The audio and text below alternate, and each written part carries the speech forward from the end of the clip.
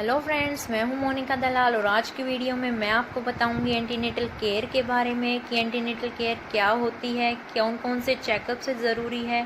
क्योंकि मैं एक नर्सिंग ऑफिसर हूं। एंटीनेटल केयर एक स्वस्थ माँ और एक स्वस्थ बच्चा पाने के लिए थ्रू आउट प्रेगनेंसी पूरे 9 महीने जो चेकअप्स और जो केयर की जाती है वो हमारी एंटीनेटल केयर है।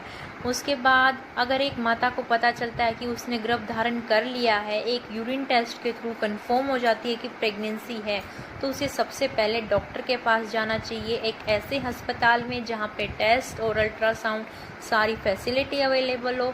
एक ब्लड टेस्ट और एक अल्ट्रासाउंड के थ्रू उसको पता लगवाना चाहिए कि प्रेगनेंसी सही है या कोई कॉम्प्लिकेशन तो नहीं है, जैसे कि बच्चा ट्यूब के अंदर तो नहीं है या कोई ख़राब प्रेगनेंसी तो नहीं, ये चीज़ कंफर्म कर लेनी चाहिए। फिर बात करते हैं हम दवाइयों की।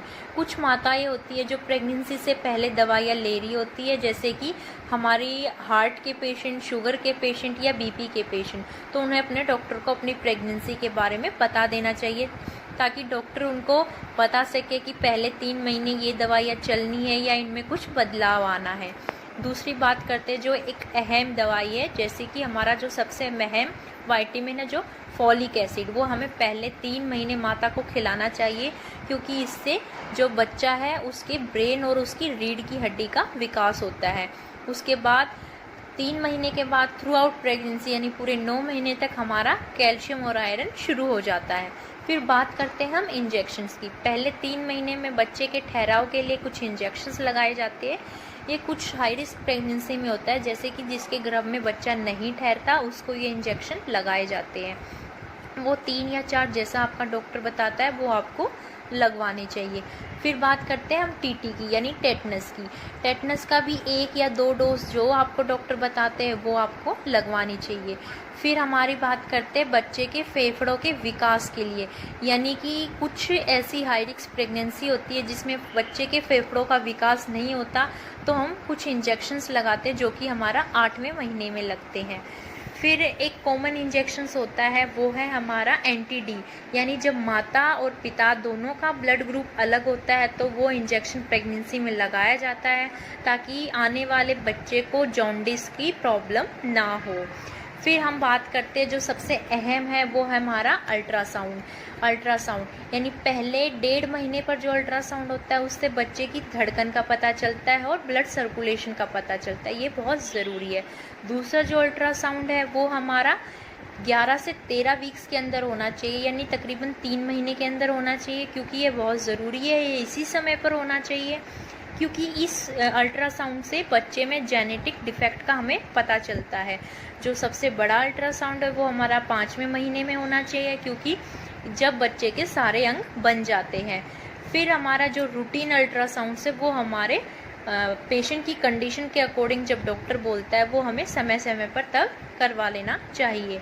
और उसके अलावा हमारा बीपी और वेट मॉनिटरिंग तो एवरी विजिट में डॉक्टर के साथ हमारे जब अपॉइंटमेंट होता है तो हमें करवाना चाहिए। एक नॉर्मल प्रेगनेंसी में हमारी 5 से 6 विजिट होती है, जबकि अगर कोई कॉम्प्लिकेशन हो तो हमें हर 4 हफ्ते यानी हर महीने डॉक्टर के पास जाना चाहिए। हमें हर विजिट से पहले जो इशू है, जैसे छोटा मोटा कोल्ड या फ्लू या फिर हमारे छोटा सा बुखार हो जाए, तो हमें वो इशू नोट कर रखना चाहिए। ऐसे ही बिना डॉक्टर की कंफर्मेशन के कोई दवाई पूरी प्रेगनेंसी में नहीं लेनी है। जब आप डॉक्टर के पास विजिट पे जाते हैं तो आपको डॉक्टर को बताना है। डॉक्टर अगर आपको प्रिस्क्राइब करते हैं तभी आपको वो मेडिसिन लेनी है।